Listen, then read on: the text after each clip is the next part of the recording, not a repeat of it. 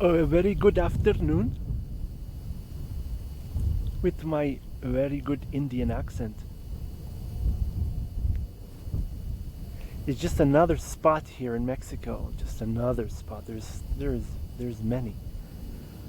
But this one is really special because this is considered to be the highest area in Mexico. This whole valley down here that you can begin to see is at an altitude of 3,000 meters, about 9,000 feet. It's a metropolitan area called Toluca. It's very close to Mexico City. It's in the state of Mexico.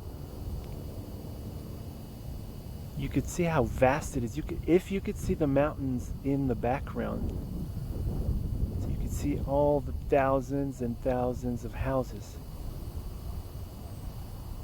We're about in the middle of the city, and this whole mountain range is funny. You can get up here in less than an hour. It's right here. I found this place this morning when I was taking a walk.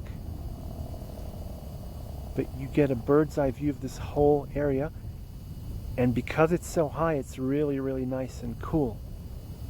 Even though it's about 25 degrees centigrade outside. But it's still pretty. And it's very, very quiet.